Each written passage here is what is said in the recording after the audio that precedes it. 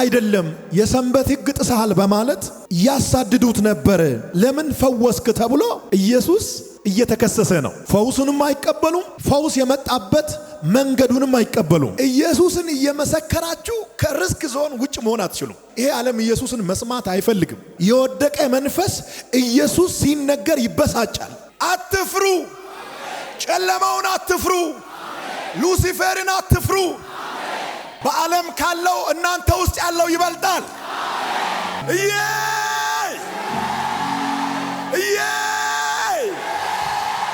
በዓለም ካለው እኔ ውስጥ ያለው ይበልጣል። በዓለም ካለው አንተ ውስጥ ያለው ይበልጣል። በዓለም ካለው እኛ ውስጥ ያለው ይበልጣል። የእግዚአብሔር ቃል በዮሐንስ ወንጌል ምዕራፍ 5 ቁጥር 16 ጀምሮ ባለው ክፍል እንደዚህ ይላል። አይሁድም በሰንበት ቀን እነዚህን ድርጊቶች በመፈጸሙ ኢየሱስን ያሳድዱት ነበር። ኢየሱስም አባቴ እስካሁን እየሰራ ነው፣ እኔም ደግሞ እሰራለሁ አላቸው። አባቴ እስካሁን እየሰራ ነው፣ እኔም ደግሞ እሰራለሁ አላቸው። ለምን አሳደዱት? ሪዝኑ ምንድን ነው? ዓለም ሁሉ ያወቀው ሰዎችን ሁሉ የሚያስደንቅ ተአምራት ሆኖ እንደነበረ የእግዚአብሔር ቃል በዚህ ስፍራ ይናገራል። በሰንበት ቀን ፈውስ ስለተከናወነ፣ የታመመ ሰው በሰንበት ቀን ስለተፈወሰ የአይሁድ መሪዎች ኢየሱስን ለመግደል አሳደዱት። በሰንበት ስለፈወሰ፣ በሰንበት ስላጽናና፣ በሰንበት ተአምራት ስላደረገ ልክ አይደለም የሰንበት ሕግ ጥሰሃል በማለት ያሳድዱት ነበር። ሰውን ፈውሳል ተብሎ ሰው እንዴት ይሰደዳል? ለምን ፈወስክ ተብሎ ኢየሱስ እየተከሰሰ ነው። ለምን የታመመውን ፈወስክ? ለብዙ ዘመናት አልጋ ላይ ተኝቶ የኖረ ሰው ብድግ ብሎ አልጋውን ተሸክሞ እንዲሄድ ለምን አደረክ ተብሎ ኢየሱስ ተከሰሰ። ምን ያህል አይናቸው ቢሸፈን ነው? ምን ያህል ጨለማ ውስጥ ቢሆኑ ነው? እነዚህ የአይሁድ መሪዎች ፈውሱንም አይቀበሉም። ፈውስ የመጣበት መንገዱንም አይቀበሉም። በሰንበት ቀን ዕቃ ተሸክሞ መሄድ እንደማይቻል እያወቅ የተፈወሰውን ሰው አልጋ ተሸክሞ እንዲሄድ ያዘዝከው አንተ ነህ፣ ስለዚህ መሞት አለብህ ብሎ ያሳድዱታል። ኢየሱስ ደግሞ ጠማማ ሰዎች ጋር ሁል ጊዜ ጠማማ ሆኖ ይገናኛል። እንደማይቻል እያወቀ አልጋህን ተሸክመ ሂድ የሚል ትእዛዝ ሰጠው ለሰውየው። በአይሁድ ሕግ በሰንበት ቀን ስራ መስራት አይቻልም ተብሎ ከተቀመጡ ሕጎች መካከል የመጀመሪያው በሰንበት ቀን የሆነ ነገር ተሸክሞ መሄድ አይቻልም፣ እንደ ስራ ስለሚቆጠር። እንኳን አልጋ የሚያክል ትልቅ ነገር ይቅርና ትንሽዬ ዕቃ በእጁ ይዞ አንድ ሰው መሄድ አይችልም በሰንበት ቀን፣ እንደ ስራ ስለሚቆጠር። አይሁዶች የሰንበት ቀን የሚጠቀሙት ለጸሎትና ለአምልኮ ብቻ ነው፣ እግዚአብሔርን ለማምለክ ብቻ የተፈቀደ ቀን ነው ብሎ ስለሚያምኑ በሰንበት ቀን ምንም አይነት ስራ መስራት አይቻልም። በአይቻልም ውስጥ ከተቀመጡ ሕጎች መካከል አንደኛው የሆነውን ሕግ ኢየሱስ ክርስቶስ ሆን ብሎ ጣሰ። ሳያውቅ ቀርቶም አይደለም፣ በደንብ ያውቃል። ከነሱ በላይ እያወቀ የማይቻለውን ፓርት ሄዶ ነካ። ታማሚው ከተፈወሰ በኋላ ወደ ቤቱ ሊሄድ ሲል የተኛህበትን አልጋ ተሸክመ ሂድ፣ ሰንበት ነው። ሰው ሁሉ እያየህ ሰውየው አልጋውን ተሸክሞ ይሄዳል። ኢየሱስ ቆሞ ያያል። ነገር እንደሚመጣበት እያወቀ ሪስክ ወስዶ ነው እንደሚያስጠይቅ እያወቀ ነው ኢየሱስ ያዘዘው። አምባሳደር ስትሆን፣ መልእክተኛ ስትሆን፣ ምስክር ስትሆን፣ የኢየሱስ አፈቀላጤ ነኝ ብለህ የምታስብ ከሆነ ሪስክ አትፍራ። በየትኛውም ስፍራ ላይ ኢየሱስን በተናገርክበት ሰዓት ሁሉ ሪስክ ነው። ኢየሱስን እየመሰከራችሁ ከሪስክ ዞን ውጭ መሆን አትችሉም። ያስጠይቃል። ይሄ ዓለም ኢየሱስን መስማት አይፈልግም። የትም ደቡቡም አይፈልግም፣ ምስራቁም አይፈልግም፣ ምዕራቡም አይፈልግም። ከፀሐይ በታች ከምድር በላይ የወደቀ መንፈስ ኢየሱስ ሲነገር ይበሳጫል። የወደቀው አለቃ ኢየሱስ ሲነገር ይቃጠላል። ከላይ ተመቶ ወደ ምድር የወደቀው መንፈስ ኢየሱስ ሲነገር ይበሳጫል። አትፍሩ፣ ጨለማውን አትፍሩ፣ ሉሲፌርን አትፍሩ። በዓለም ካለው እናንተ ውስጥ ያለው ይበልጣል። በዓለም ካለው እናንተ ውስጥ ያለው ይበልጣል።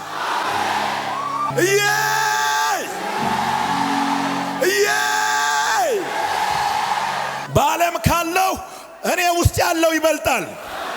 በዓለም ካለው እኔ ውስጥ ያለው ይበልጣል። በዓለም ካለው አንተ ውስጥ ያለው ይበልጣል። በዓለም ካለው እኛ ውስጥ ያለው ይበልጣል። መተኛህን ተሸክሜ ሂድ ያለህ እርሱ ማን ነው ይላል። እንደዚህ አይነት በሰንበት ቀን አንድ ሰው ኃላፊነት ወስዶ በተከለከለ ቀን በማይፈቅድ ሲስተም ውስጥ አንድ ሰው ኃላፊነት ወስዶ አልጋ የሚያህል ነገር ተሸክሞ በከተማ መሃል ትልቁን መንገድ ይዞ እንዲሄድ የሚያዝዝ ከኢየሱስ ሌላ ማንም እንደሌለ የአይሁድ መሪዎች ያውቃሉ። ለፎርማሊቲ ነው የጠየቁት እንጂ በደንብ ያውቃሉ። ከሱ ሌላ እንደዚህ አይነት ኃላፊነት አይወስድም። እሱ በራሱ የሚተማመን አምላክ ነው። በአይሁድ የሃይማኖት መሪዎች ኢየሱስን ማሳደድ የጀመሩበት ዋናው ምክንያት ካላንደሩ ዝግ በሆነበት ቀን እንዴት ትፈውሳለህ? ኦፊሱ ዝግ በሆነበት ቀን በተከለከለ ቀን እንዴት ስራ እንዲሰሩ ትፈቅዳለህ ብሎ ነው የከሰሱት። ካላንደሩ የዘጋው እነሱ ጋር ነው እንጂ ኢየሱስ ጋር አይደለም።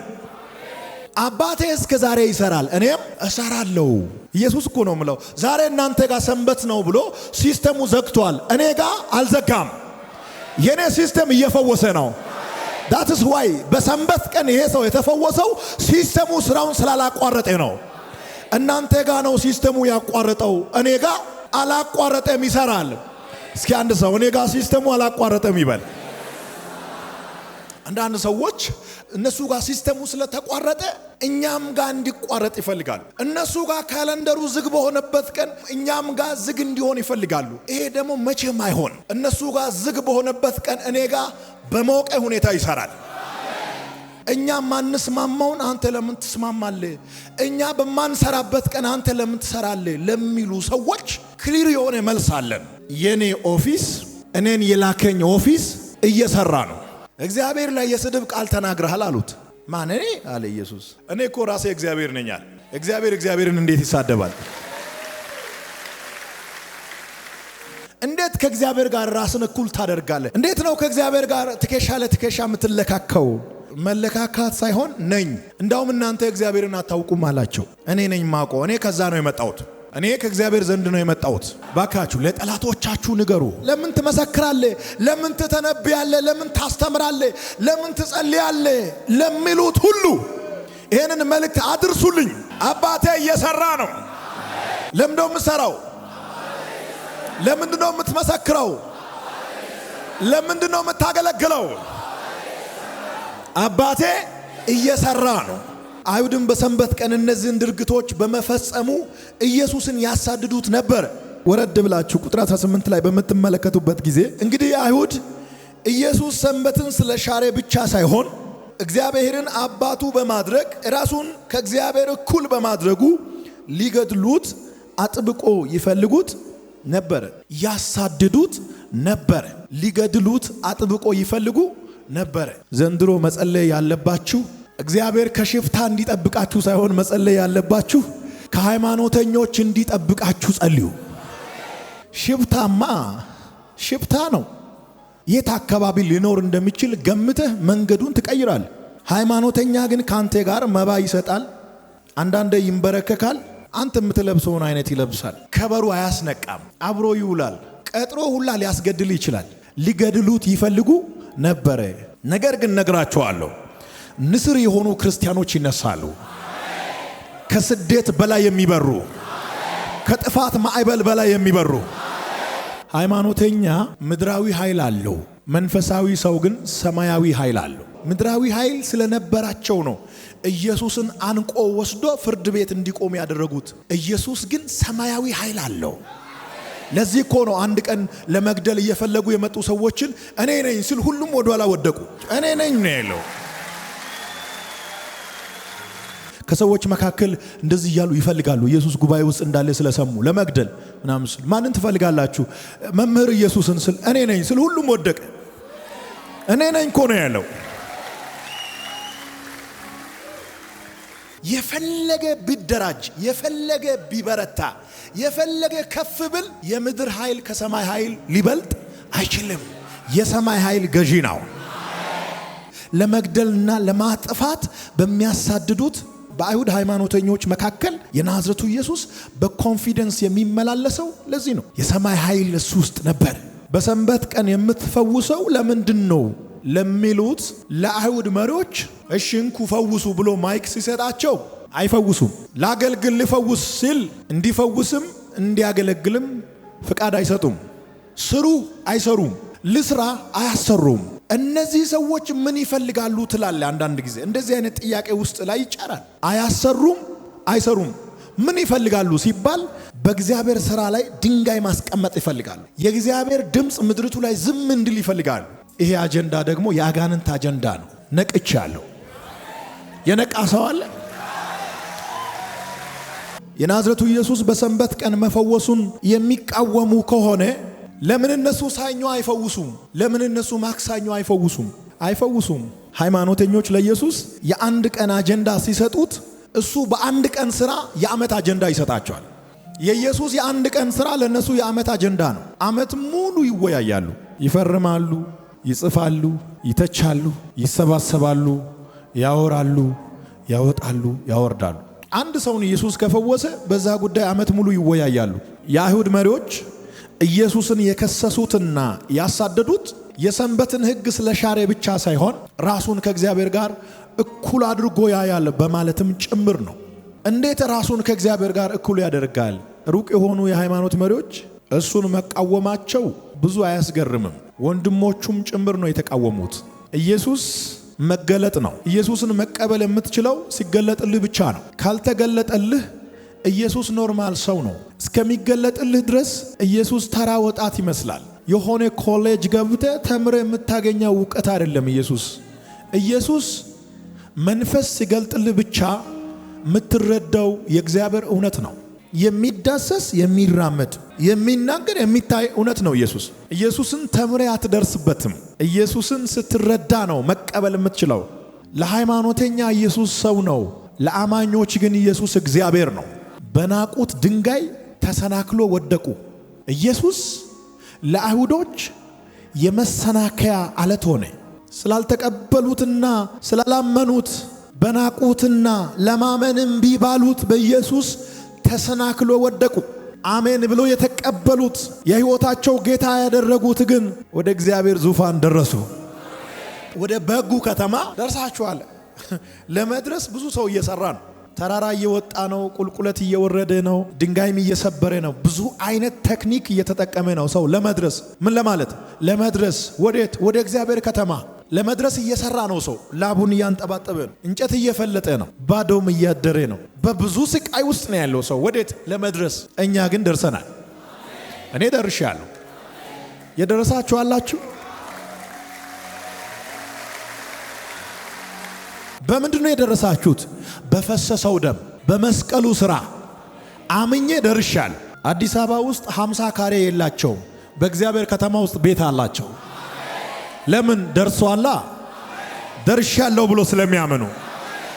በአባቴ ቤት ብዙ መኖሪያ አለ። መሐንዲሱ ኢየሱስ ቤት እየሰራ ነው ለኢዩ። 2000 ዓመት አስቆጥሯል። ምን አይነት ቤት ይሁን? 2000 ዓመት እስቲል ነው ኢየሱስ የነን ቤት እየሰራ ነው። ዋው! ደርሻለሁ እዛ ላይ።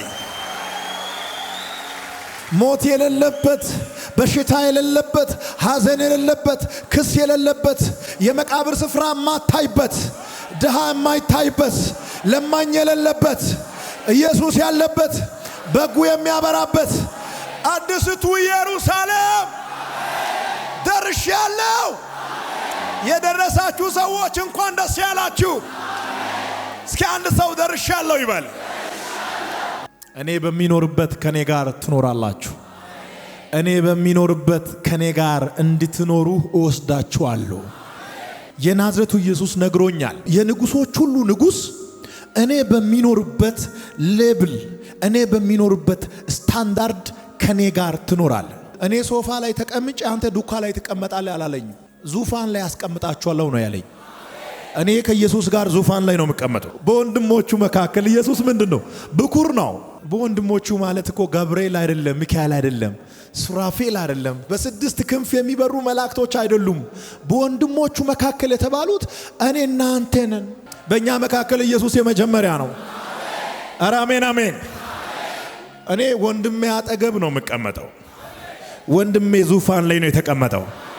የኔ ወንድም የንጉሶቹ ንጉስ ነው። እንዴት አንተ ወንድሜ ትለዋለህ ኢየሱስን? አዎ ወንድሜ ነው። ኢየሱስ ታላቅ ወንድሜ ነው። ለዛ ነው በምድርቱ ላይ በኩራት የሚመላለሰው። ኢየሱስ ታላቅ ወንድሜ ነው። በምድርቱ ስፋት ላይ እንዲራመድ አዞኛል። ከፀሐይ በታች ከምድር በላይ ሊቋቋመኝ የሚችል ኃይል የለም።